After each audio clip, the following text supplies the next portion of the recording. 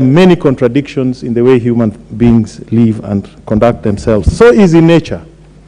This thing, the topic we are talking about, LGBTQ, if you look at those particular abbreviations, some of them present very complicated medical conditions. For example, transgender, where someone's gender identity is very different from what is typically known to humanity. Or intersex, where really one is endowed by both sexual organs.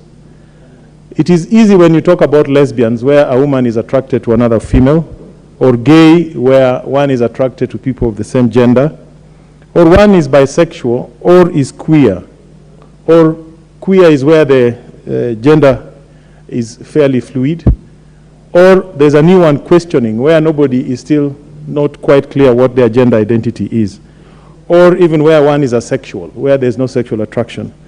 Mr. Speaker, these things present very complex issues that I see a lot of passion and I see a lot of interest in this matter. But I would like to urge tolerance. We all remember one famous man called Galileo Galilei, who discovered that the earth actually orbits around the sun, and the sun is always at its meridian. The Catholic Church called this heresy and sentenced him to life imprisonment, and he died in prison. That was called intolerance.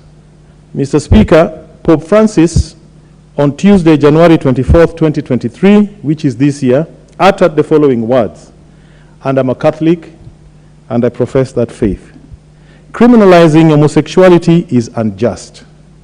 God loves all his children just as they are. Being homosexual is not a crime." Mr. Speaker, while I understand and agree that this is not part of our culture, and this is behavior that we should not support, I completely do not agree that we should exercise or show discrimination against LGBTQ on the basis of their sexual choices and orientation. As Africans, we have experienced discrimination on the basis of race. Honorable Caroli Omondi, I'll add you a few seconds. Yes. But did the Pope read section 162 to 165 of Kenya's Penal Code? Or the Pope said homosexuality is not a crime in which country? Mr. Speaker, 67 jurisdictions around the world have criminalized homosexuality. So Kenya is one of them. The Pope is aware of that. After all, much of your law is part of canon law as developed by the Catholic Church. But what I do not agree with is discrimination based on something that is a personal choice. Mr. Speaker, I would urge that we don't, as much as we discourage this behavior, much of our effort should be in education, better family values, better family lifestyles, better family engagement, and not engage in invasion of privacy as you currently see. I also wonder why sometimes the LGBTQ exhibit themselves. I think the best policy would be don't ask, don't tell. I would really urge caution that there should be no profiling of people because of their gender, sexual choices, or denial of services or isolation. Thank you very much, Honorable Caroli. Is Honorable Gichimu Gidinji, the MP for Gichugu, in the House?